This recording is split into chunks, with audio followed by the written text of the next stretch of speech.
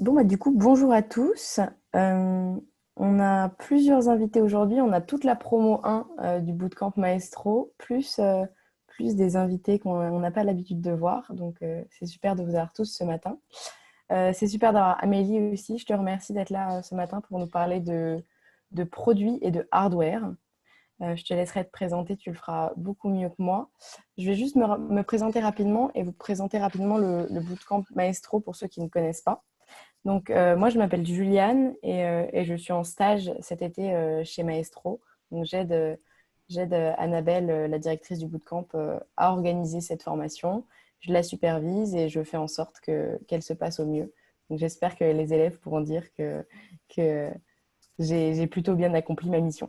Je vois des pouces, C'était donc pas mal, c'était pas Job mal. done, job done. du coup, le bootcamp Maestro, qu'est-ce que c'est? C'est un bootcamp qui est 100% dédié au product management. Et pourquoi avoir créé un bootcamp dédié au product management? Parce qu'on s'est rendu compte qu'il n'existait quasiment aucune formation au product management, alors que les entreprises avaient un besoin très important donc de product manager et qui n'en trouvaient pas qui étaient suffisamment formés ou qui possédaient donc la culture produit nécessaire.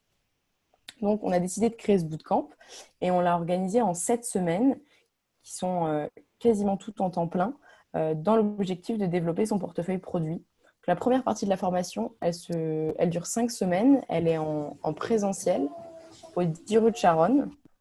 Donc, c'est des journées intenses qui durent de 9h à 18h, où on va avoir des interventions le matin, puis des mises en pratique et des cours toute la journée. Puis ensuite, elles sont suivies de 2 semaines qui se déroulent en remote, qui vont permettre la personnalisation de la fin de la formation selon les besoins des élèves. Donc là, en l'occurrence, pour la promo 1, on avait des demandes en termes de préparation aux entretiens. Donc, on a axé nos 2 semaines de formation à fond sur le recrutement et on les prépare avec des interventions de product managers, de recruteurs, etc., à se préparer à leurs entretiens. Et enfin, la formation se termine par le passage de la certification PSPO1 qui permet d'ajouter donc cette ligne à votre CV qui atteste que vous êtes formé aux méthodes Scrum. Concrètement, à quoi ça sert de faire Maestro? L'objectif pour nous, c'est que vous trouviez un job à l'issue de la formation et que vous soyez PM dans la boîte tech qui vous plaît. Pour cela, on a axé le bootcamp autour de plusieurs points. D'une part, on veut que vous développiez votre portfolio produit, c'est-à-dire que vous pouvez apprendre le quotidien de PM qui sont en poste et qui viennent partager leur expérience, mais aussi développer votre propre portfolio en développant tout au long de la formation votre propre produit. Donc, par équipe de 3, vous allez mener votre projet de A à Z. Comprendre les ressorts de tout le cycle produit, ça se passe par toutes les interventions donc, de nos intervenants, puisqu'on a fait le choix chez Maestro de ne pas avoir de prof, mais d'avoir des intervenants qui sont des personnes en poste, des PM, des CPO, des Head of Product, de plein de boîtes différentes, et qui viennent présenter les méthodes qu'ils utilisent et ce qu'ils font au quotidien. Ça passe par l'apprentissage des outils à travers la mise en pratique. Ça passe par comment se constituer un réseau et ensuite l'utiliser. Donc là, c'est un peu le point auquel on en est avec nos maestros parce qu'ils vont commencer à faire jouer ce réseau pour trouver des offres d'emploi. On a la chance de pouvoir s'appuyer sur le réseau de l'école Lyon, qui est notre grande sœur et qui contient déjà plus de 3000 alumni. Et enfin, d'intégrer les bonnes soft skills parce qu'un product manager sans soft skills, c'est pas un product manager. Que le product manager, il va être à la croisée de plein de métiers. Il va avoir besoin de développer des skills de communication, des skills d'adaptation. Et du coup, tous ces skills, on les développe pendant le bootcamp. Donc, dans les grandes lignes, voilà le bootcamp Maestro. J'espère que je l'ai bien résumé et que les élèves pourront dire qu'ils sont d'accord. Et n'hésitez pas, en tout cas, si vous avez des questions, à me les poser, ou même à les poser aux élèves. Et voilà. On va maintenant passer à la présentation d'Amélie, mais je voudrais d'abord rapidement vous présenter notre prochain webinaire qui a lieu le 21 juillet et pour lequel on va faire venir Laure et Larry et Alexia Boulot, qui ont toutes les deux travaillé chez VP et qui vont présenter le framework qu'elles ont aidé à mettre en place chez VP, qui a permis de créer une seule équipe, product et business mélangés. Donc, voilà. Pour la suite du webinaire, je vais laisser la parole à Amélie. Vous, de votre côté, n'hésitez pas à poser vos questions, soit à l'oral ou soit comme on est nombreux. Vous pouvez utiliser l'outil Converser qui s'affiche dans la barre en bas de votre écran. Donc, c'est un petit outil Converser. Vous pouvez poser vos questions et j'interromprai Amélie si elle ne les voit pas. Je l'interromprai pour pouvoir lui poser toutes vos questions en live. Ok. Je te laisse la main, Amélie. Alors, je partage.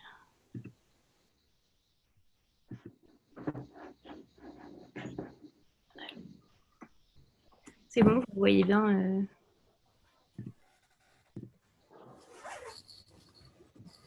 C'est parfait. Alors, donc, déjà, merci à Maestro de m'accueillir aujourd'hui pour ce webinaire. Donc, pour donner un petit peu de contexte, donc je suis CEO chez Invoxia, qui est une start-up qui a 10 ans d'existence maintenant et qui a pour activité principale la conception d'objets connectés qui embarquent de l'intelligence artificielle. On a une gamme de trackers GPS autonomes qui aident, c'est des antivols pour véhicules, pour la surveillance d'animaux domestiques, pour le suivi de flotte professionnelle, etc. Et de l'autre côté, on a aussi un Innovation Lab où on accompagne des grands groupes dans leur démarche d'innovation en les aidant à développer des produits à chaque fois avec une composante hardware et une composante intelligence autour de la donnée.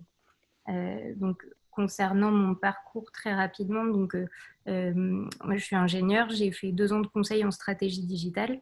J'ai rejoint Weezings, donc, qui fait des objets connectés dans la santé humaine, où j'ai été product manager pendant 3 ans sur pas mal de produits hardware et une app, l'app du thermomètre Wi-Fi. Et ensuite, j'ai rejoint Invoxia il y a 2 ans en tant que product manager et suite au départ du CEO, j'ai pris la direction de l'entreprise. Sachant que donc j'ai 5 ans d'expérience en product management hardware. J'ai pas d'expérience de product management software, donc petit disclaimer, je vais parler que de ce que je connais. Et mes expériences sont dans 2 entreprises qui ont le même fondateur, Eric Carrel, qui est un entrepreneur en série, donc qui ont une culture produit assez proche. Donc voilà, ça ne prétend pas à l'universalité, mais l'idée c'est de vous partager un petit peu mon expérience sur les spécificités du product management en hardware. Alors, donc, pour bien comprendre les spécificités du product management hardware, évidemment, il faut d'abord commencer par regarder ce qu'est un produit hardware et comment on développe un produit hardware. Donc, en l'occurrence, dans ma présentation, je m'intéresse vraiment, donc c'est un produit hardware, dans ce contexte-là, c'est un objet physique, c'est un objet qui contient de l'électronique, et qui est connecté. Je m'intéresse vraiment spécifiquement aux objets connectés, donc il y a une très très grande variété. J'ai mis quelques exemples que vous connaissez probablement, et des produits qui vont être actifs, qui vont faire du son, de la lumière comme les Philips Hue, ou qui vont être passifs, qui vont récolter de la donnée pour ensuite proposer des services construits autour de ces données. Et les types de connectivité peuvent être très variés. On peut avoir du Bluetooth et donc ça va fonctionner directement avec le smartphone, mais on peut avoir des produits qui sont autonomes aussi en Wi-Fi ou même en cellulaire. Donc voilà. Pour la partie comment on développe un objet connecté, je vais prendre l'exemple de notre tracker GPS. Donc ça, c'est notre best-seller chez Invoxia. Et donc c'est une balise qui connaît sa position et qui la transmet dès qu'elle est en mouvement. Et donc, on peut suivre dans l'application et être alerté quand il y a un mouvement suspect pour intervenir en cas de vol. Donc, par exemple, ça plaît beaucoup aux motards. C'est assez miniaturisé aussi. Donc, voilà. Et donc, je vais vous faire un peu le cycle de développement et les grandes composantes de ce produit pour que vous voyez un petit peu les étapes. Donc, c'est pareil chez Weezings et chez Invoxia, on a une approche design first. Donc l'idée, c'est qu'on part d'un design, on travaille, dans les 2 cas, on travaille avec un studio qui s'appelle Helium Studio, qui est spécialisé en design industriel, qui a fait beaucoup de belles choses dans la French Tech. Donc l'idée, c'est qu'on va les voir avec un brief et donc ils vont réfléchir, eux, en termes de fonctionnalité, ils réfléchissent, ils font plusieurs propositions. En général, c'est un processus un peu itératif. et ils viennent avec des recommandations sur les matières, les formes, etc. Et donc, on va partir de ça pour ensuite concevoir le produit. Donc, l'étape suivante, c'est de prendre ces éléments de design et de les décliner en éléments mécaniques. Donc, ça, c'est l'ingénieur en charge de la mécanique qui s'en occupe. L'idée, c'est que Helium va nous donner l'aspect général du produit, mais il faut le décliner en, voilà, je vais faire une pièce plastique qui a telle forme, qui s'emboîte de telle façon. Et il faut bien avoir en tête que ça doit être facile à produire. Ça doit être un design qui doit être industrialisable. Donc, il faut savoir que quand on utilise un moule d'injection plastique, on ne peut pas sortir la pièce n'importe comment et ça a des impacts sur le design. Donc là, il y a un petit peu d'itération avec Helium. Et en parallèle, on commence donc la partie carte électronique. Donc là, c'est un peu le cœur en hardware. C'est la carte qui contient tous les composants. Donc dans notre cas, on va avoir des composants électroniques qui ont trait à la connectivité. Donc ça va être une puce Bluetooth, une puce Wi-Fi, une puce, ça peut être une puce cellulaire, une carte SIM, etc. Et puis, il y a tout ce qui a trait à la géolocalisation. Donc là, ça va être une puce GPS, par exemple. Et puis, il y a aussi il peut y avoir des capteurs en plus. Donc, nous, on a un capteur de température, on a un accéléromètre qui permet de mesurer le mouvement et donc de dire, on utilise pas mal l'accéléromètre pour optimiser la batterie, j'y reviendrai. Et donc ça, on a besoin de connaître la taille, la taille et le design du produit pour se lancer là-dedans. Et il faut aussi qu'il y ait la place pour mettre tous les composants, sachant que la miniaturisation, dans notre cas, est un élément assez important et pas évident à gérer. Ensuite, donc l'industrialisation, ça commence assez tôt dans le process. On n'attend pas d'avoir un produit fini pour l'industrialiser parce qu'il faut se rendre compte de tous les problèmes à la fois côté mécanique et électronique. Et donc, en fait, on va faire plusieurs runs de prototypes. On va commencer par essayer d'assembler 10 prototypes qui sont imprimés localement, imprimés en 3D, etc. Ensuite, on commence à assembler la ligne de production. En l'occurrence, nous, on travaille avec une usine en Chine. Et donc, on va commencer par faire 20 produits. Et là, on s'aperçoit qu'il y a plein de problèmes, à la fois sur la mécanique, sur l'électronique, c'est trop difficile à faire, il y a des courts-circuits, etc. Donc, il y a un petit peu d'itération. On essaye de faire un run de 50 produits, il y a des nouveaux problèmes qui apparaissent, etc., jusqu'à être prêt pour la masse production. Ensuite, la partie soft embarquée, donc ça, c'est la partie logicielle qui est vraiment dans le produit. L'idée, c'est de faire fonctionner les composants entre eux. Et donc, par exemple, dans notre cas, ça va être si je détecte du mouvement, je commence à me localiser et à envoyer ma position régulièrement toutes les 5 minutes. Donc ça, c'est vraiment le cœur de l'intelligence du produit. Il peut y avoir aussi, c'est là où on peut avoir un peu d'analyse de données. Le tracker peut avoir une forme d'intelligence et savoir en temps réel ce qui est en train de se passer. Notre tracker pour animaux domestiques, par exemple, grâce à l'intelligence artificielle, en temps réel, on est capable de savoir ce que l'animal est en train de faire et donc de déclencher des actions en fonction de ça. Et là, une des grosses problématiques sur cette partie logicielle, c'est notamment l'optimisation de la taille et de l'efficacité du code, puisque qui dit miniaturisation dit généralement qu'il n'y a pas énormément de place pour mettre ce logiciel. Alors, ensuite, donc il y a la partie back-end, donc c'est back-end, cloud, web service, etc. Donc c'est pour tout ce qui est stockage et gestion des données, tout ce qui est paramétrage du tracker et un peu de post-processing pour éviter quand on a des localisations qu'on sait être fausses, par exemple, on retraite un petit peu pour être sûr qu'il n'y ait pas d'aberration pour l'utilisateur. Et donc les applications mobiles, donc là, il y a des spécificités par rapport au hardware, c'est qu'il y a toute la partie connectivité en Bluetooth avec le produit pour tout ce qui est installation, configuration, mise à jour. Souvent, les mises à jour passent par l'app. Et il y a aussi toute la partie collecte et restitution des données, donc affichage en l'occurrence ici, de la position, des alertes, etc. Et on a une app sur iOS et une app sur Android. Et en l'occurrence, notre tracker interagit directement avec l'app. Il envoie aussi ses positions de manière autonome, donc c'est récupéré sur nos serveurs, puis transmis à l'app. Donc il y a pas mal de mélanges. Donc ça, c'était les grandes composantes du développement produit en hardware, en simplifiant un peu, et c'est vraiment sur la partie développement produit. Le rôle du PM dans les boîtes de hardware, en tout cas que j'ai connues, c'est à la fois donc, de coordonner toutes ces parties-là de développement produit, mais aussi de travailler avec les équipes de marketing et commercial pour organiser le lancement du produit, travailler avec le support pour être sûr que le support est prêt dès qu'on lance le produit et au courant de tous les problèmes qui peuvent arriver, que la FAQ est en place, etc.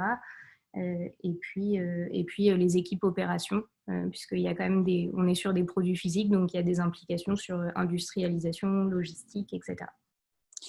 Est-ce que tu t'occupes aussi de la partie application? Vous avez des PM ou des PO qui s'occupent de cette partie en particulier? Oui, donc ça, je vais y revenir. Effectivement, donc, sur les spécificités du product management en hardware, effectivement, il y a beaucoup plus de fonctions à coordonner. Et là, ça va dépendre des entreprises. Chez Weezings, il y avait un PM qui s'occupait vraiment de l'application mobile, mais parce qu'il y avait une application qui synchronisait toutes les données de tous les produits. Donc, il y avait un vrai besoin de un peu rationaliser toutes les demandes et de les prioriser les unes par rapport aux autres. Chez Invoxia, on est une beaucoup plus petite structure. On est 35. Chez Weezings, je crois qu'ils sont 200 ou 250. Et donc là, le PM s'occupe d'un peu tout. Et donc, voilà, on peut s'occuper, en tout cas sur la partie application, c'est en mode agile. Et puis sur les autres choses, j'y reviendrai, mais en général, on ne travaille pas en mode agile. Donc sur les spécificités du product management, la première, c'est que c'est un peu plus riche. Il y a plus de fonctions à coordonner. Donc, j'ai mis à gauche celles qu'on retrouve dans les boîtes de software standard, même si c'est un peu différent. Donc, il y a tout ce qui est application mobile et web, back-end, cloud, web service, toute la partie data science et intelligence artificielle, par exemple, et la partie support client. Ça, c'est des choses qu'on retrouve partout. Et ensuite, il y a des choses qui sont plus spécifiques. Donc, il y a toute la partie design industriel, interface physique du produit, la partie mécanique qu'on a vue, électronique, soft embarqué, la partie industrialisation qui est pas triviale. Donc, il y a tout ce qui est comment je source mes composants en Chine, comment j'assemble ma ligne de production, etc. Il y a la logistique, puisque ces produits physiques vont arriver ensuite de l'usine en entrepôt, puis devoir être dispatchés aux clients en fonction des canaux d'achat sur Amazon, sur notre site propre, etc.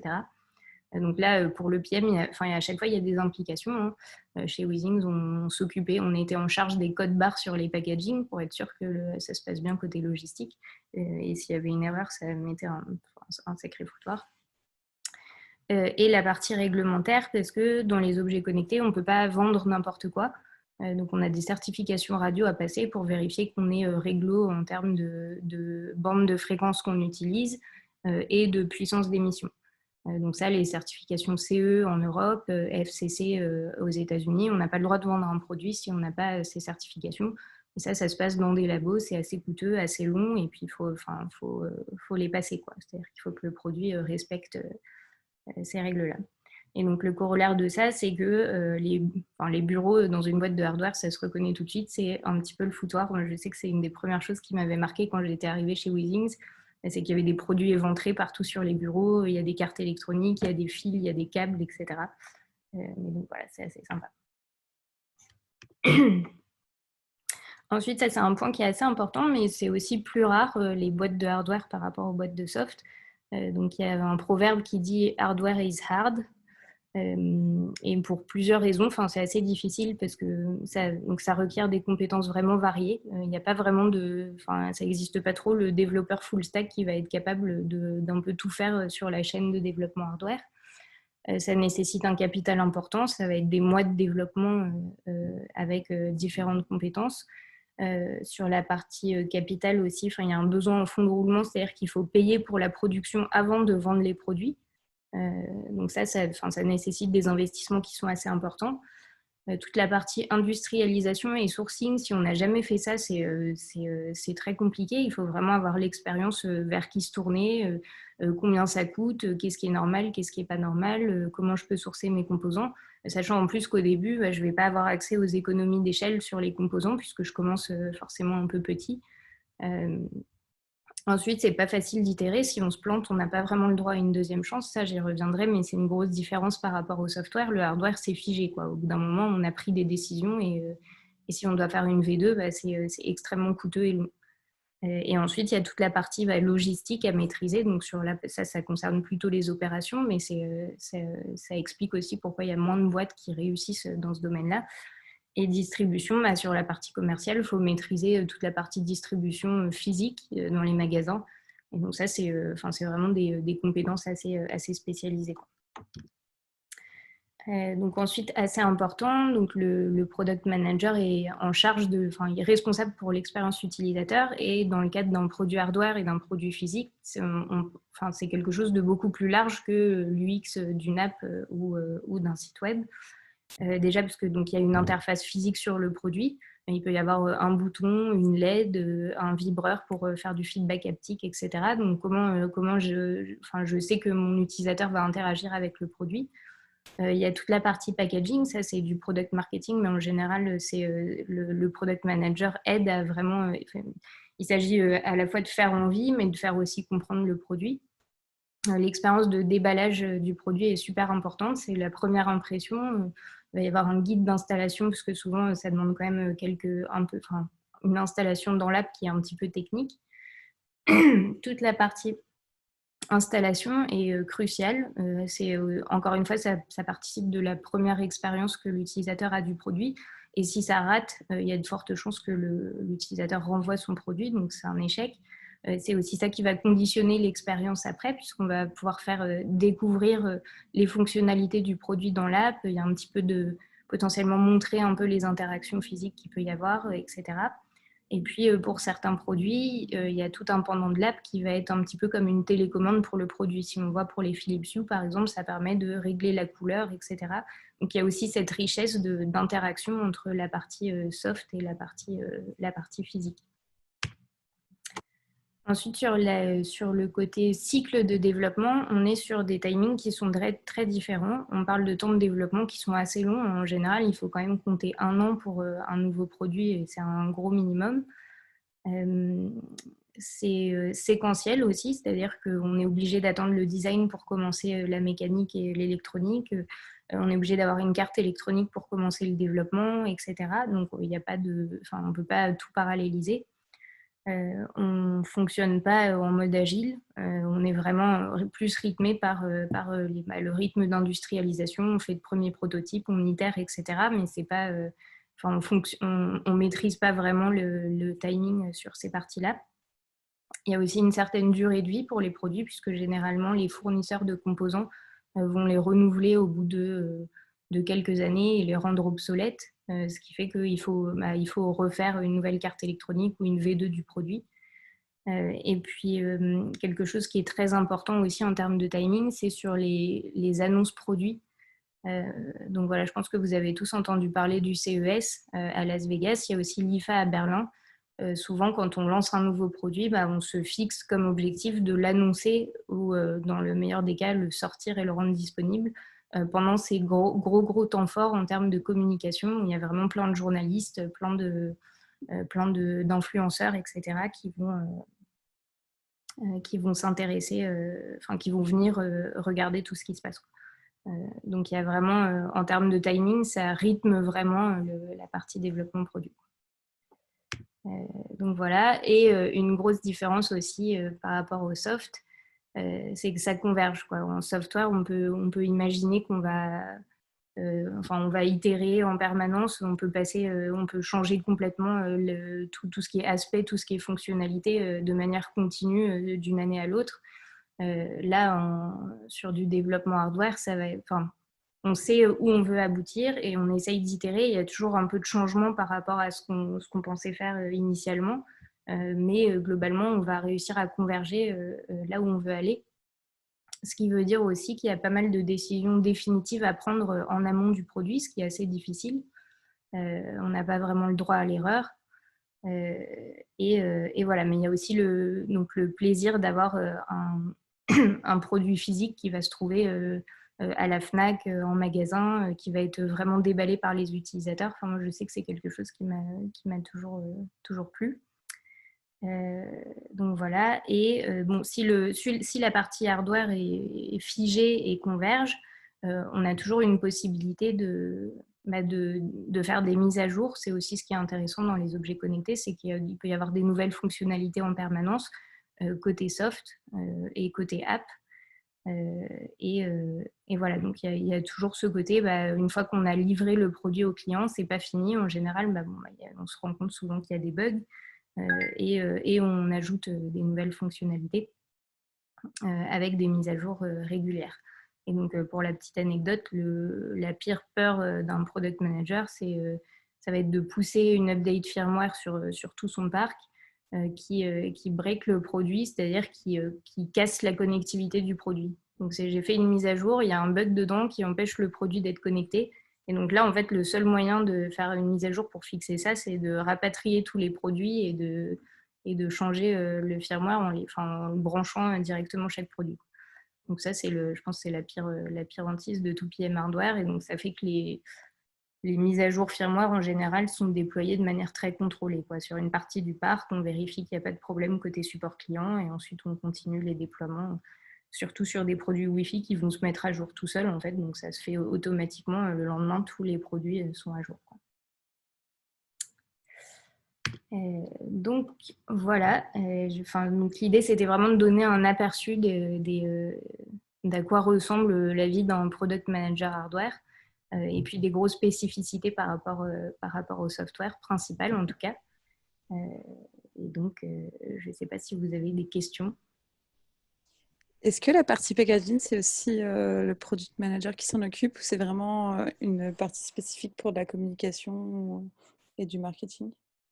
Alors ça, en tout cas chez Withings et chez Invoxia, il n'y avait pas vraiment de split entre product manager et product marketing manager. Donc il n'y a pas une personne technique et une partie marketing. Donc c'est le marketing qui s'en occupe, mais avec vraiment un input attendu du product manager qui est censé connaître très bien ses concurrents, connaître très bien ses différenciants, connaître très bien ce qu'il faut, les fonctionnalités à mettre en avant. Et c'est aussi quelque chose qui se teste parce que c'est très intéressant en fait, surtout si on se retrouve en magasin physique. On est sur des produits qui sont souvent assez complexes, assez techniques. Donc, qu'est-ce que les gens comprennent du produit juste en voyant la face avant du packaging? Ça, c'est quelque chose qui se teste pas. Et chez Withings, on avait fait des tests qui s'étaient avérés assez catastrophiques je travaillais sur un produit qui pouvait se porter à la fois en clip et en bracelet. Et du coup, on avait donc c'était un tracker d'activité et de sommeil. Et sur le packaging, on avait mis la vue dans le clip et la vue dans le bracelet pour montrer cette fonctionnalité-là. Puis on a eu un petit doute à la fin parce qu'il y a quand même un effet, on a la tête dans le guidon, ça fait 10 mois qu'on bosse sur le produit, donc on ne voit plus rien. Et on est allé faire des tests chez Invoxia à l'époque, justement. On avait demandé aux gens ce qu'ils comprenaient du produit juste en regardant la face avant, et tout le monde pensait qu'il y avait 2 trackers dans le packaging, quoi, parce qu'on montrait les 2 vues. Donc ils disaient ça doit être le tracker de sommeil et ça le tracker d'activité, et ça c'était 7 personnes sur 10 qui ont dit ça, quoi. Donc ça fait vraiment partie de l'expérience utilisateur aussi, et c'est le product manager qui drive ça aussi, mais toute la partie graphique et discours produit, c'est en co-création avec le marketing. Et en parlant de l'expérience utilisateur, comment tu fais en fait, parce que du coup là tu as du software et du hardware, comment tu fais cette expérience utilisateur, le lien entre les deux? J'imagine qu'il faut installer l'application, il faut que l'utilisateur connecte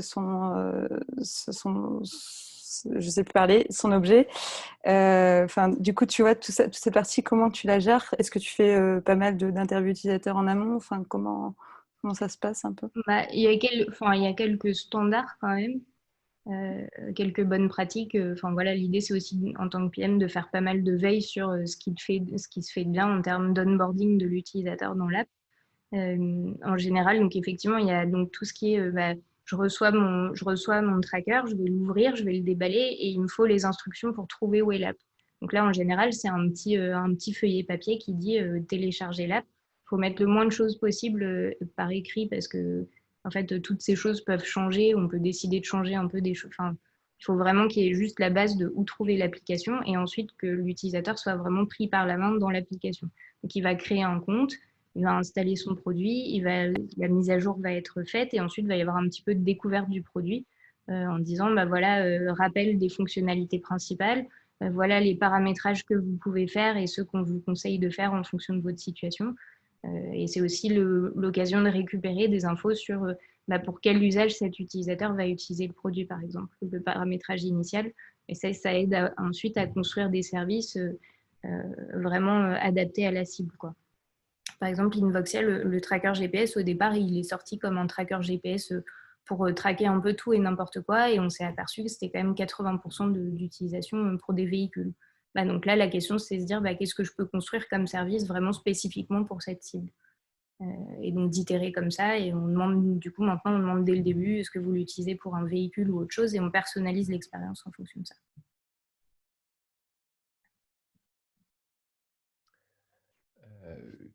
Si moi j'avais une question sur même la culture. Pardon, salut Amélie. Bonjour Amaury. Est-ce que c'est pas, est-ce que c'est pas plus dur d'avoir une culture produit et d'infuser ou de diffuser même en externe une culture produit dans une boîte hardware justement où il y a peut-être plus d'ingénieurs et enfin que dans une boîte totalement software. Et j'avais une deuxième question que je te poserai après, mais c'était plutôt sur le fait que est-ce que vous intégrez l'utilisateur même dans la partie design, parce que j'ai eu l'impression en tout cas que tout partait un peu de là. Mais est-ce que du coup, vous mettez aussi l'utilisateur dans cette co-création, même design, on va dire? Ou est-ce que c'est l'agence qui s'en occupe, qui s'en charge?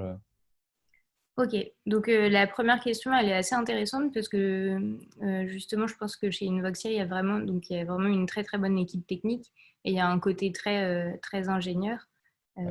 Et donc l'idée, c'est comment on évite le côté on fait des produits par des ingés pour des ingés. Et donc ça, c'est effectivement, faire beaucoup, enfin, c'est beaucoup interroger l'utilisateur et essayer de diffuser tout ce qui en ressort, quoi. Donc on fait par exemple un questionnaire de satisfaction qui donne pas mal d'infos sur comment la personne a entendu parler de nous, ce qu'elle est contente, quelle fonctionnalité marche, quelle fonctionnalité marche pas. Donc ça, c'est quelque chose qui est diffusé et qui intéresse. Je pense que vraiment quand on est ingé, je sais pas, sur la partie électronique ou sur la partie soft embarqué, en fait, on travaille sur une partie du produit, puis après, le produit part faire sa vie. Et il y a un vrai plaisir à savoir que le produit est installé et avoir des retours aussi de ce qui se passe côté utilisateur. Et le PM est vraiment en charge justement d'infuser un peu ce côté centré sur l'utilisateur. Et l'autre gros vecteur, c'est la partie support client en fait. Au support, on va recevoir toutes les plaintes de ce qui n'est pas compris, de ce qui ne marche pas, etc. Et donc là, c'est faire des reporting, être sûr que tout est remonté, qu'on fixe, qu'on améliore les produits en permanence et qu'on tient compte des retours des utilisateurs. Et donc ça, c'est un des autres gros vecteurs sur cette partie-là. Ok. Et Et tac, pour ouais. la deuxième... Ouais, un peu user-centric, est-ce que du coup, est-ce que vous intégrez l'utilisateur dans cette dans cette création un peu, dans le design de vos produits? Parce que j'avoue, il y a aussi pas mal de questions d'ergonomie. On en parlait même entre nous hier. Est-ce que vous prenez ça en compte ou... Donc, nous, c'est un choix. Je pense que c'est pas du tout comme ça dans toutes les boîtes où il peut y avoir des designers produits, ou ça peut être l'ingé méca qui fait un peu le design du produit. Nous, on fait vraiment le choix d'externaliser ça. Je crois qu'il y a aussi un choix de dire il faut que ce soit le design qui est... en internalisant ça, peut-être que les ingés vont finir par un peu martyriser le designer et ils vont se retrouver avec un truc qui ne ressemble pas à ce qu'on voulait faire au début. Donc j'essaye de réfléchir, mais je ne sais pas trop si Helium fait des tests utilisateurs. Après, c'est vraiment leur métier en fait. Ils font que ça, donc j'imagine qu'ils ont quand même, ils ont cette sensibilité de manière assez forte. Ouais. Et puis c'est encore un processus un peu itératif. Donc en général, la première chose qu'on fait quand ils montrent un design, c'est qu'on l'imprime en 3D parce que c'est difficile de se rendre compte sur un rendu. Et puis on le prend un peu en main, on le montre un peu, on essaye d'avoir de premiers feedbacks, mais on n'intègre pas des utilisateurs dans cette phase-là généralement. Et chez WeThings, pardon, vous aviez des designers produits, non? Vous externalisiez pas Non, c'était Helium aussi. Et c'est Ok. le cas pour toutes les boîtes d'Eric Carrel. Ok, marrant. Il n'y a pas, non, c'est vraiment designer UX UI, mais pour l'application. Ok. Et après, il y a des ingé méca qui ont une sensibilité design, mais Ouais. Et après, pour justement aussi toutes les technos qui sont embarquées, est-ce que, du coup, vous êtes dépendant aussi de la, t'en parlais, mais de la miniaturisation des composants, je sais pas, ça peut être, ouais, est-ce que vous êtes dépendant ou pas du tout? Ou est-ce que vous pouvez, avoir un peu de latitude là-dessus? Est-ce que, ça, c'est aussi des choses que vous développez ou vous achetez des composants qu'ensuite vous assemblez? oui, donc nous, on développe pas nos propres composants, on source tout, on fait beaucoup de veille pour voir les nouveaux composants qui sortent, de nouveaux capteurs, des choses plus miniaturisées, plus puissantes, etc. Après, donc on part du design et Ouais. ensuite c'est un processus qui est quand même un peu itératif parce qu'il y a des arbitrages à faire. Par exemple, si on voit que là, les composants qu'on voulait faire, ça ne tiendra pas dans ce design-là, va falloir soit renoncer à certaines fonctionnalités, soit itérer un peu sur le design. Ok. Donc ça c'est là où c'est vraiment, ça circule pas mal. On refait en fait les points avec Helium, c'est pas il nous donne un design et basta, c'est vraiment il y a avec l'ingé mécanique et électronique, généralement il y a beaucoup d'échanges. Ok, trop bien. Et je voulais juste terminer parce qu'on dit souvent que le PM, c'est le CEO du produit, mais je pense que toi, tu as confirmé le dicton et je trouve ça très cool. Ah, merci. Effectivement, ça prépare assez bien parce que voilà, le PM en hardware, il y a toujours le feu partout, il faut courir partout, faut maîtriser pas mal de trucs en parallèle et puis essayer de bien prioriser. Euh, Après, là où ça prépare pas forcément, c'est sur la partie commerciale, donc j'essaye d'apprendre, notamment sur la partie B2B qui est pas évidente. Euh, mais, euh, mais voilà, Trop bien. pour le reste, ça donne quelques armes. Super. Bon, je laisse la parole à d'autres. Moi, j'ai une question. Attends, je mets la vidéo, comme ça, on voit, c'est moi. J'avais une question qui est pratique. Ça met combien de temps entre le moment où vous donnez les éléments à Helium et le moment où c'est commercialisé? Il y a combien la durée en Alors général? ça va être très variable, hein. Ça va dépendre de la complexité du produit. Nous, ça peut être le tracker GPS, j'imagine que ça a duré peut-être un peu plus d'un an. Et ensuite, quand on a fait notre version pour animaux domestiques, on a réutilisé pas mal de choses qu'on avait faites sur la partie, du coup, sur tout ce qui est soft embarqué et tout ce qui est électronique même. C'était juste réagencer les composants pour faire quelque chose de plus miniaturisé. Donc, je pense qu'on Ok. mettrait près si on m'entendait, mais c'est pas si simple que ça. Et donc là, le produit, on l'a sorti en 6-7 mois. Ok. Et après, Et ça dans... dépend aussi, les particularités des boîtes d'Eric Carrel, c'est aussi qu'on maîtrise tout en interne. On passe pas par les bureaux d'études. On gère aussi la partie industrialisation seule, etc. Et donc, ça fait gagner forcément beaucoup de temps. Mais Hmm. il faut avoir ces compétences en interne, quoi. Ok. Et du coup, dans les boîtes hardware, c'est un process qui est plutôt rapide, enfin, par rapport à WeThing, par exemple. Est-ce que c'est WeThing, ils mettent plus de temps à sortir, peut mettre 1 an, 2 ans à sortir des produits ou... Weezing, c'est pareil, ça dépend. Il y a des produits qui ont beaucoup de R&D, donc avec des capteurs très Hmm. innovants qui mettent pour la première fois. Je pense par exemple, ils avaient sorti une balance qui mesurait la vitesse d'onde de pouls.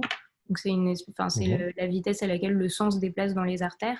Et ça, en fait, avant que le produit sorte, avant qu'on décide que ce soit un produit, il y a eu beaucoup de R&D. L'équipe R&D a fait beaucoup de recherches. Euh, et ensuite, donc voilà, il peut y avoir des complexités différentes. Il peut y avoir des complexités sur la miniaturisation, sur l'industrialisation. On peut avoir beaucoup de mal à avoir quelque chose d'étanche. C'est une problématique qui est assez compliquée. Et donc, il peut y avoir, en fait, il y a des problèmes qui ne sont pas forcément anticipables, qui peuvent arriver à n'importe quel moment et qui peuvent rallonger pas mal des temps de développement sur des produits qui peuvent paraître simples. Mais en général, je dirais que l'ordre de grandeur, ça reste quand même 1 an et demi, quoi. Ok. Petite question par rapport au positionnement du PM. Enfin, toi, par exemple, si demain tu recrutes un PM chez Invoxia, quel conseil tu lui donnes pour se positionner par rapport à une boîte ingénieur, par rapport à Helium ou quoi que ce soit? Est-ce que tu as un conseil de positionnement en tant que PM dans le hardware? Alors, de positionnement, De faire attention des choses qui sont bien vues, des choses qui sont mal vues pense que globalement, il faut... Enfin, donc on va coordonner des gens qui sont un peu chacun experts de leur domaine. Donc je pense que ce qui est important, c'est de faire l'effort de vraiment comprendre ce qui se passe et d'apprendre comment dialoguer avec ces personnes, ou d'apprendre ce qu'ils font au quotidien, leurs problématiques, etc. Et puis toujours avoir un peu d'humilité aussi. On peut suggérer, on peut challenger, on peut poser des questions, etc. Je pense que ce qui marche pas trop parfois, c'est si on vient un peu donner des leçons de comment il faut faire à des gens qui sont un peu experts dans leur domaine. Et c'est souvent, en tout cas chez Invoxia, les gens prennent vraiment le temps d'expliquer et c'est passionnant, quoi, parce que c'est des gens qui sont très bons sur leur domaine respectif. D'accord. Mais ce qui n'empêche pas de challenger et de bousculer un peu les gens quand ça va lentement ou quand les choses se mettent un peu à flotter, quoi. D'accord. Merci. J'ai une question un peu plus personnelle. Je ne sais Ouais. pas à quel point tu voudrais y répondre, mais c'est quoi la parité un peu dans votre boîte? Et est-ce que c'est difficile en tant que nana d'être sur un poste comme ça qui peut être considéré comme assez technique et je sais pas, j'ai l'impression qu'il n'y a pas beaucoup encore de femmes en fait qui sont qui sont CEO dans des boîtes de hardware. Est-ce que tu veux bien partager un peu ton expérience là-dessus? Ouais. Donc je sais pas si, je sais pas si ça va être très pertinent. Donc côté parité, il y a pas, dans les équipes techniques, il n'y a pas beaucoup de parité. On a une ingé méca, on avait une directrice de l'innovation avant, mais qui est partie. Sinon, ça reflète aussi un petit peu la parité de la main-d'œuvre qui est disponible sur le marché aussi. Il n'y a pas de, on n'a pas de biais, on n'est pas en grosse phase de recrutement, donc voilà, mais il n'y a aucun biais sur cette partie-là. Et moi, donc c'est une bonne question, mais j'ai jamais trop, j'ai jamais trop ressenti qu'il y avait un truc bizarre par rapport au fait que j'étais une femme. Je pense que je gère les choses un peu différemment de si j'étais un homme, j'imagine, mais j'ai pas l'impression d'avoir été victime de sexisme ou de quoi que ce soit. J'ai même l'impression que ça fait que les gens sont aussi, comme c'est un petit peu original, les gens sont aussi plus disposés à prendre le temps de donner des conseils, à faire un peu de mentoring. Voilà. Et en interne, il n'y a pas de. Voilà. En tout cas, s'il y a eu des problèmes, je ne l'ai pas appris.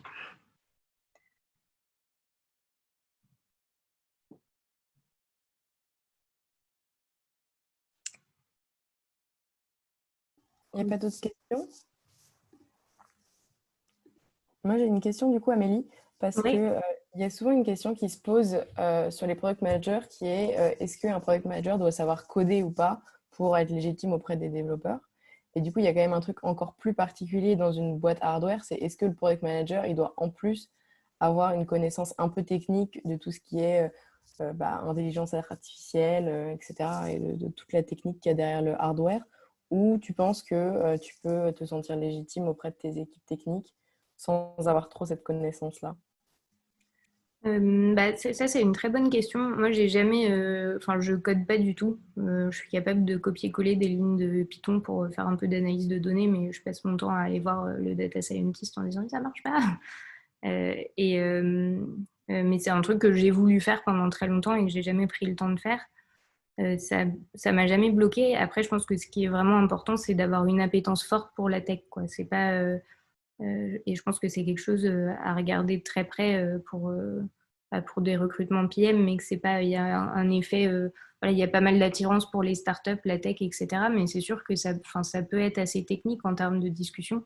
Donc, il faut vraiment avoir un intérêt assez fort pour les différents domaines techniques et puis prendre le temps d'essayer de comprendre, quoi, poser les questions. Encore une fois, les gens sont toujours disponibles pour bien expliquer.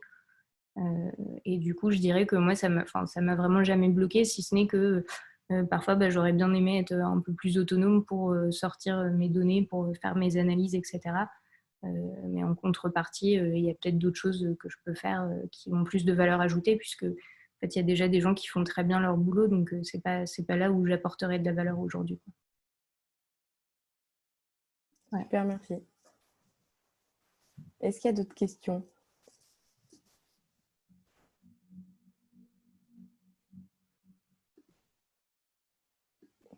J'ai pas l'impression.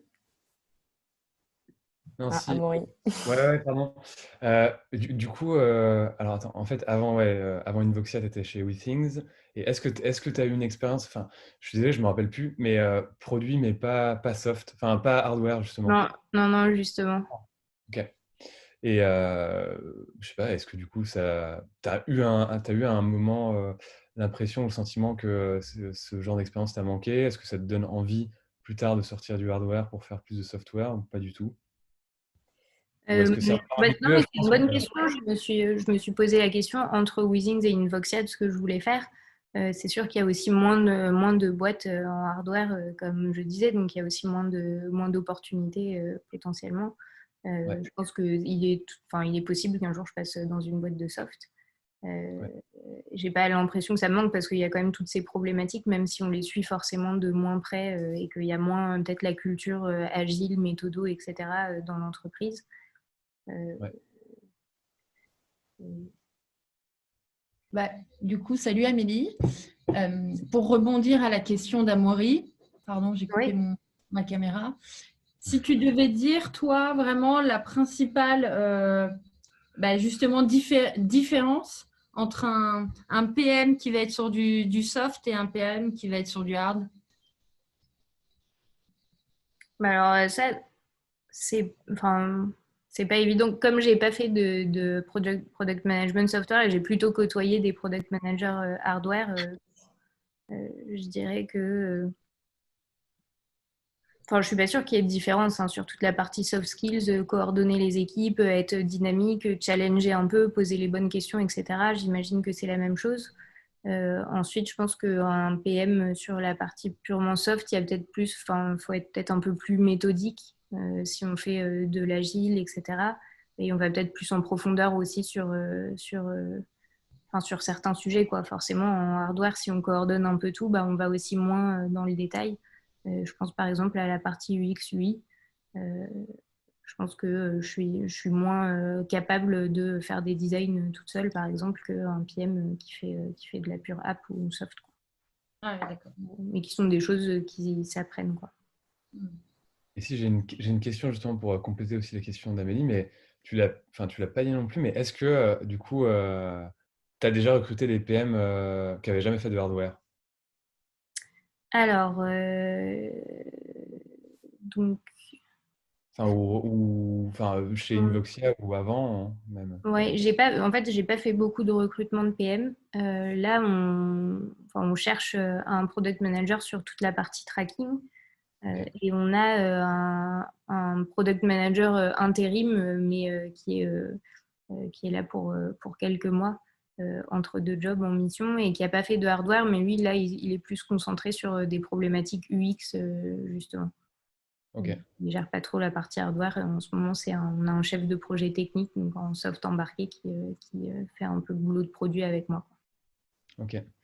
Et du coup, et tout à l'heure, tu disais, bah, forcément, vous n'êtes pas agile parce que enfin, tu peux pas trop itérer parce que tu n'as pas trop le droit de te tromper vu que le produit sort. Et à la différence d'une app, tu peux pas revenir en arrière.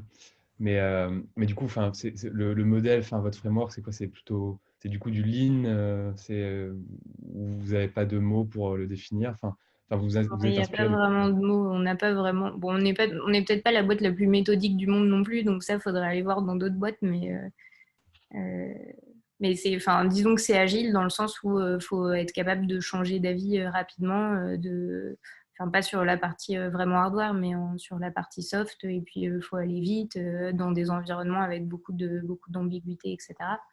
Ouais, Euh, et ensuite, on essaye quand même d'avoir des prototypes fonctionnels assez vite dehors pour remonter des données. Et ça permet quand même d'itérer. Il y a quand même, même si ça a l'air un peu plus figé, il y a beaucoup, beaucoup d'itérations sur la partie électronique, sur la partie, je ne sais pas combien de versions de cartes électroniques on fait, mais il doit y ok. en avoir bien 4-5 avant d'avoir la bonne, quoi. Ouais, trop cool. Voilà. Merci beaucoup. Je sais pas s'il y a d'autres questions.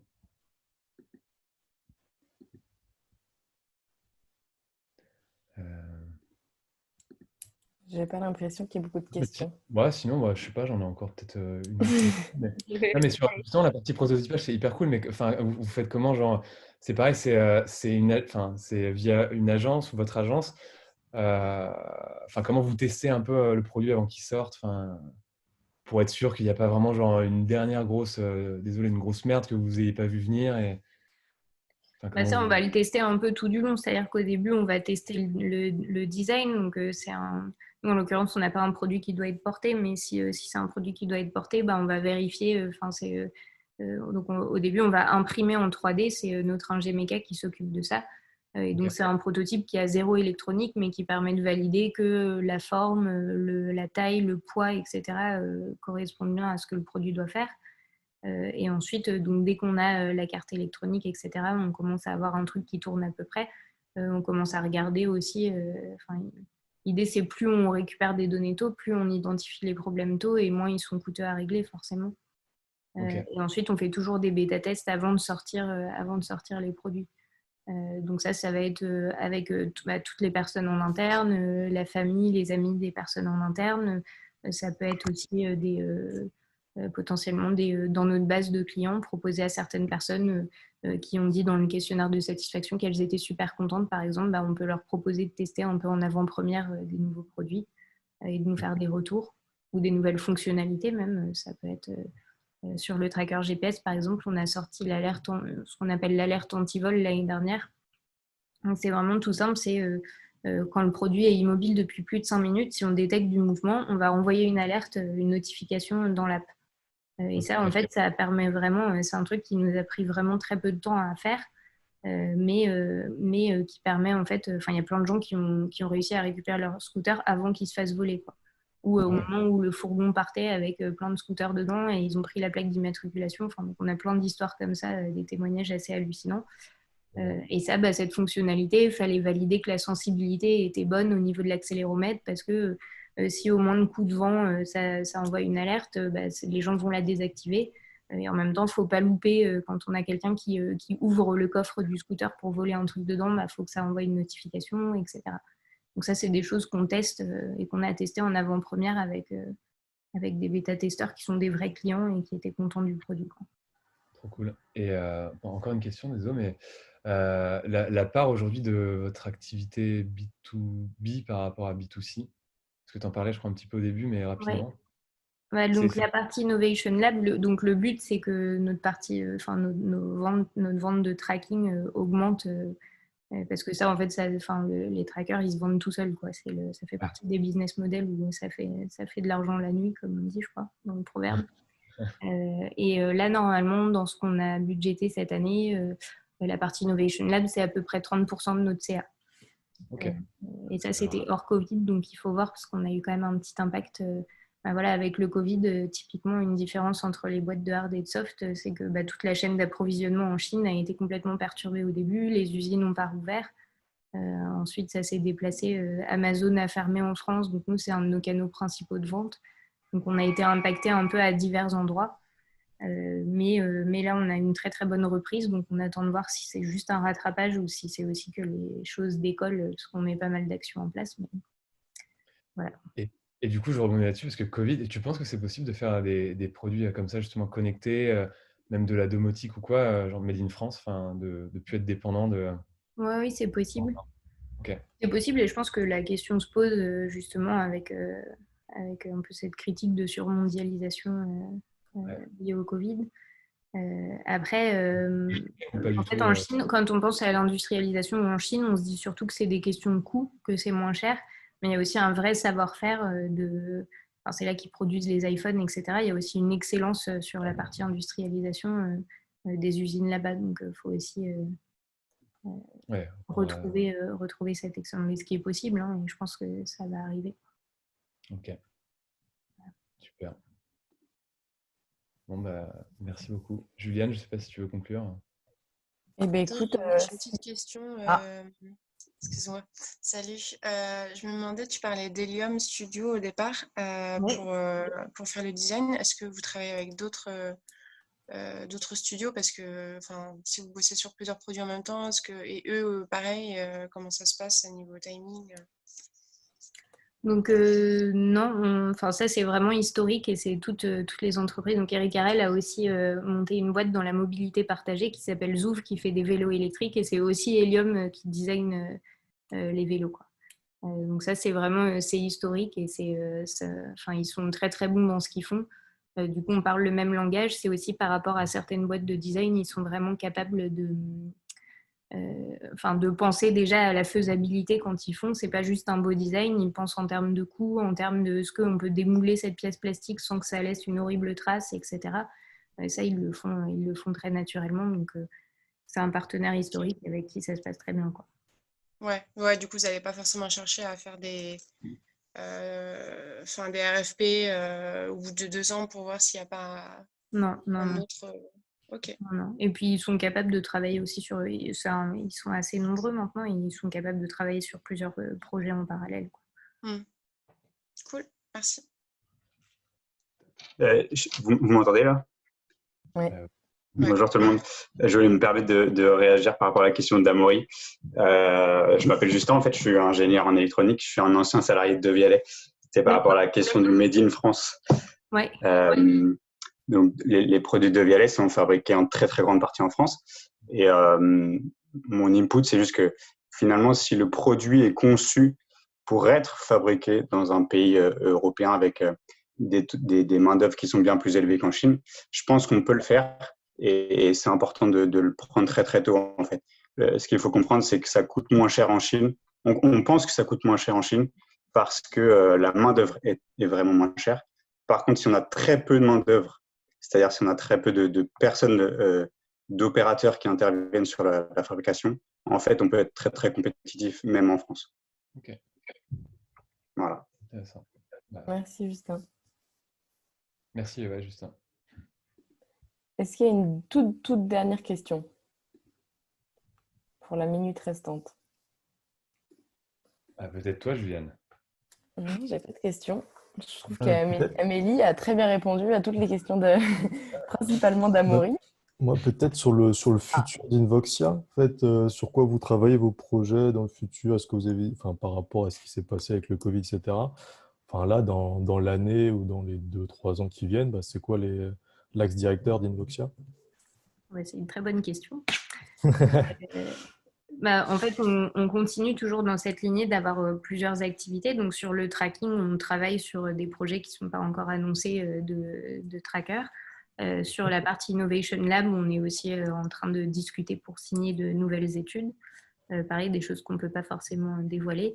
Et puis, l'idée de cette Innovation Lab, c'est que ça nous permet en fait de financer aussi de la R&D sur d'autres projets futurs qu'on ne peut toujours pas dévoiler, mais sur potentiellement des technologies un peu différentes. Et voilà, pour anticiper aussi, il peut toujours se passer plein de choses sur le marché du tracking. Donc voilà, on diversifie quand même un petit peu la R&D qu'on fait, quoi. Ok.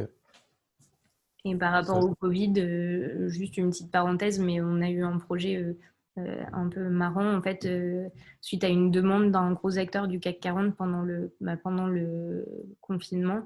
On a réutilisé et prototypé en quelques semaines ce qu'on a appelé un spacing compagnon. Donc en fait, on a réutilisé notre tracker GPS et on a changé complètement la partie software pour faire un produit qui bip en fait quand il se trouve trop près d'un autre produit.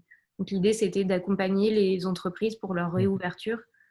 Tous les sites industriels, par exemple, où les employés étaient inquiets. Il y a pas mal de boîtes qui se sont fait épingler parce qu'elles ne mettaient pas en place suffisamment de mesures de protection de leurs employés.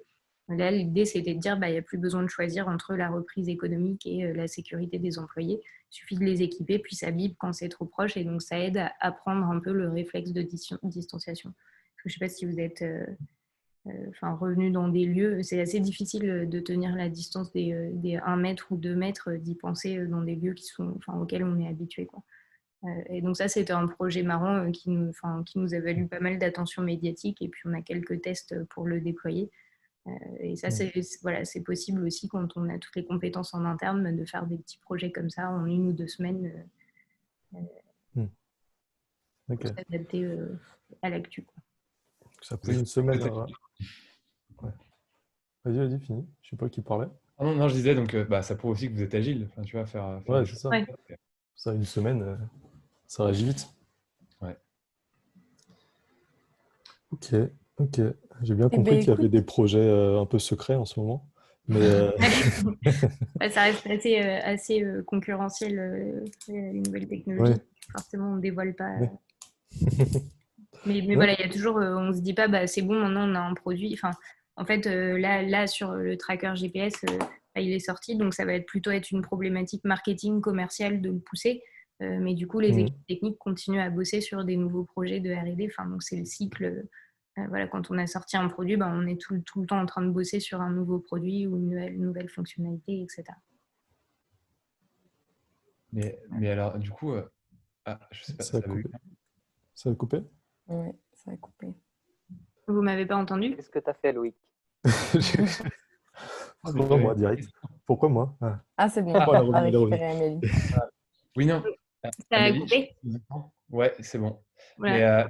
mais du coup, en fait, c'est Eric Carrel qui est derrière Invoxia et qui est derrière aussi WeThings. Enfin, je sais qu'il y a eu Nokia, puis WeThings. Enfin, Ouais. mais, bien ça. Mais du coup, c'est quoi alors, tu n'as peut-être pas la réponse, mais c'est quoi la stratégie enfin, d'avoir Invoxia et WeThings ou d'avoir créé les deux alors que, enfin, pour le coup, enfin, ce que vous faites avec Invoxia, il aurait pu le faire via WeThings, non? Pas du tout? Bah, on est quand même sur des domaines d'activité différents. Ouais. Enfin, Invoxia, donc l'histoire, il y a eu pas mal d'activités, il y a eu pas mal de pivots de l'entreprise. Au Ok. départ, ça a commencé dans la téléphonie, enfin, tout ce qui était système de conférence pour les bureaux. Donc avec des sortes de téléphones de bureau qui permettent de faire de l'annulation d'écho, de se focaliser sur quelqu'un. Enfin, il y avait une grosse compétence en acoustique.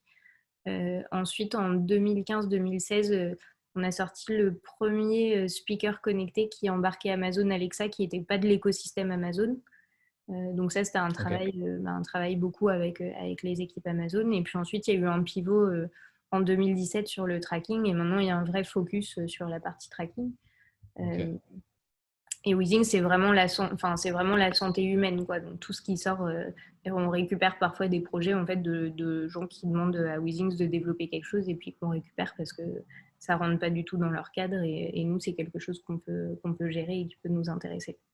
Ok. Ouais, donc Et pas il a de... monté aussi Zouf dans la mobilité partagée, donc c'est des équipes différentes, c'est des marchés différents, mais on bénéficie aussi beaucoup de cet écosystème Weezing, donc les bureaux sont juste à côté. Ok. Moi, j'ai encore pas mal de connexions là-bas, donc en fait, on échange beaucoup et c'est un peu dans les deux sens, quoi. Donc, parfois, on les aide sur des sujets techniques ou des sujets sur lesquels on a déjà bossé. Puis, ils nous aident sur la partie distribution, sur la partie marketing digital parfois. Enfin, voilà, on se file des coups de main, quoi. Ok. Donc, c'est plus une richesse qu'autre chose, quoi. Ouais, carrément. Mais du coup, enfin, comme tu me l'expliques, c'est plutôt cohérent enfin, surtout vu l'histoire et vu enfin, les typologies de produits, d'avoir gardé deux activités bien séparées. Voilà. Ok. Eh ben, merci beaucoup, Amélie, d'avoir intervenu ce matin. C'était super intéressant, surtout que nous, on est un peu, avec Maestro, la tête dans le guidon dans des PM software, etc. Donc là, le hardware, on n'avait pas du tout entendu parler. Donc, je trouve que c'était vraiment super intéressant de voir l'autre pendant et les différences qu'il peut y avoir. Puis comme il y avait plein de questions, c'était très intéressant et interactif. Donc merci beaucoup d'avoir été présente. Merci à Et vous. puis à bientôt, j'espère, Ouais. en ligne ou en live. Merci. Merci Merci, pour tout. Amélie. Amélie, merci. Merci. Si. Merci beaucoup, Amélie. Heureusement que tu es là, Amaury, quand même. Hein. Mais non, mais non. C'est le délégué de classe aujourd'hui, c'est pour ça. Non, mais c'est bien, c'est bien. Allez, ciao.